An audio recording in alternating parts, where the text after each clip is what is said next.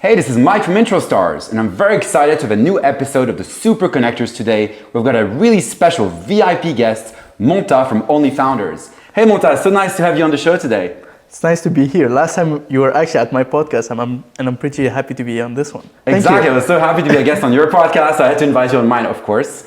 So Monta, could you tell us a bit more about yourself, what it means for you to be a super connector? So my name is Montasser Chebbah, and I'm the founder of OnlyFounders, which is basically an app that helps people find co-founders. And it's basically, let's say, like a mix between a Tinder for founders and an online incubator where you basically matchmake with co-founders. And I think, as you mentioned it, super connectors it's probably feeling like a superpower for me, because it is basically when you go to any networking event, when you go meet all of these random people and you connect with them and you just have the power of talking to anyone, absorb their energies, connect with them, and learn a lot of things from them. So I think one of the things that I really like from going to these networking events and connecting with all of these people is not just to get something for myself or like sell a product, but sometimes it's just a peak of motivation. I learn a lot of things from every event that I go to, because eventually I would go to some event where there's people working on something magical, sharing a magical drug that I have no idea about, and they tell me how they raise this $1 billion while I'm trying to raise maybe $100,000, and how they did all of these amazing things, and it's always motivational. And I feel like it's a superpower to be able to talk with these people without feeling issues, and like being a little bit extroverted and talking to all of these people. So I always enjoy it. Cool. Well, I see you at so many networking events. So I want to understand, like, what was the beginning of your journey to start going to all these networking events and becoming a super connector? Was there a pivotal moment? So actually, from the start, from before, I really loved helping people, and really liked, back when I was in Tunisia, going to pitch competitions, going to incubators, going to accelerators, and all of these competitions. And when I came to London, I had the idea of OnlyFounders, and in the beginning, one of our features was to just post the best networking events in London.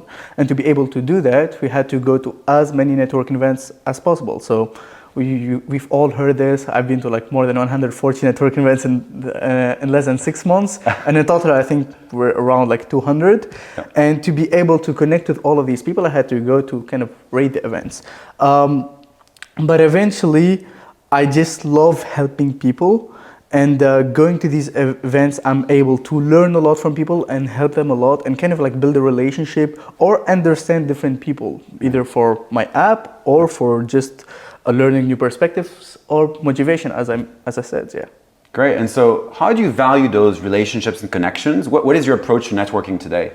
My approach of networking is mostly going to the event and trying to be memorable, or have someone that is memorable. So for example, you have a pretty good talking and way of connecting with people and a lot of energy. And when I went to the events, I remembered you. And now I've seen you, I think like 5, 6, 7, and more than 10 events. Yeah. I always see you. So like, you've been on my podcast, now I'm on your podcast. When I see you on LinkedIn, I remember Mike, because I remember that energy. And that is the thing that I actually want from people and from myself, to be memorable and to have kind of actually a genuine conversation. Because eventually when you go to 1,000 networking events like you, or maybe 200 for me, you don't remember 95 to 99% of people. And even if you're connected through LinkedIn, you don't remember them. But that person that you had a really great energy with, and that you connected deeply, and you either build a relationship, you either made a collaboration. Realistically, you won't be able to make a collaboration from everyone that you meet, because you meet hundreds of people and most of them are not even compatible with what you're doing. So if that person launches their product or talks on LinkedIn, you remember them. That's, for me, I think, something valuable, and that's a story to tell or something to remember. Absolutely. Now, obviously, when you introduce people to each other, you're a super connector. You do it because you want to help others. You want to build your personal brand. It's all about creating value around you. But at some point, you do need to monetize. So how do you walk that fine line between monetizing your network, but also building long-term relationships and doing it because you truly care and want to help others? Exactly. And I think that's a core thing within me, specifically because I don't directly monetize. I don't make money from introductions. What you could say indirectly is that if people remember me and if I give a good energy to these people and they give me a good energy, first thing first, I would remember them if I need a partnership or if they need something. So I know Mike Adams pretty perfectly. And secondly, they could know me, and for example, if I launch my product, they could be users, people on the wait list, people that would help me, people that would maybe one day help me with introductions. And this is actually one of the key things in networking and also with connecting with investors. You don't want to go on a networking event, ask someone directly what you need or ask him for, hey, can you give me some money? You want to ask for advice, you want to connect with the person, and maybe one day you need that person and you build up a really strong relationship. And then you can ask them that thing. So I would go directly with connecting with the person and getting to know them. And I wouldn't monetize them directly, as I said. It just goes through maybe being part of the app or something like that, yeah. Cool, that makes sense. Now, when you look at new platforms for super connectors like introstars, where you can track every introduction you make and receive, and you can get paid if a deal comes out of one of your introductions, how does that change the game for you or for other people you know who go to all these networking events? I mean, eventually right now we're doing something that is for helping people connect better. So like OnlyFounders is to find co-founders, introstars is to find introductions and get paid for them. I feel like it's a space where there's a lot of options and there's a lot of opportunities to work on. And specifically for introstars, I looked it up a bit, all of these things that are a little bit out of my game for finding, for these connections. I don't have specifically ways to do these ones specifically, yep. But I feel like there's a high opportunity for someone either to advertise their services there or to get people through introductions and or eventually to get opportunities from just like opening there and finding opportunities. And the thing is that it is a thing that should be, I think, really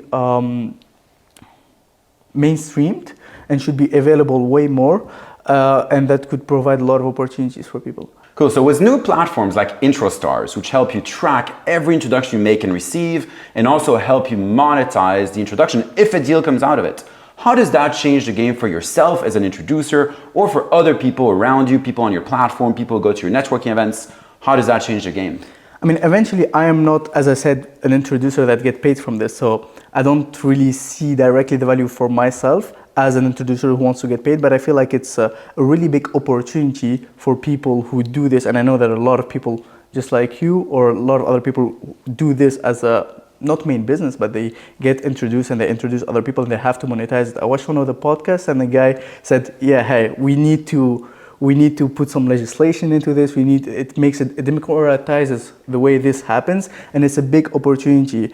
And hence, for us on OnlyFounders, we help people find co-founders, and it'd be great that other platforms such as introstars help people connect and actually advertise their products and get people to introduce them easier.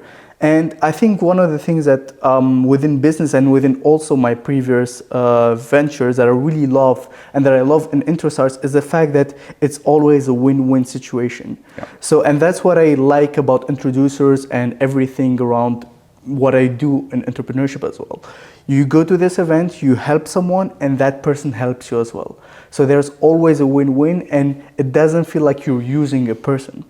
Yeah. And that's what I love about introstars, OnlyFounders, and networking in general when it's done the right way, instead of just going and telling someone, hey, can you give me 100K and bye-bye. Exactly, it's always a win-win. So I love that. I'm fully on board with that as well. That's the way I built introstars, is to make sure everyone wins. Absolutely. Do you see any trends in networking or in connecting people in business introductions? Any trends you see, and are you using those trends yourself? I mean, I see obviously one of the biggest trends is OnlyFounders, yeah. Which is kind of creating a Tinder for founders to basically connect with them.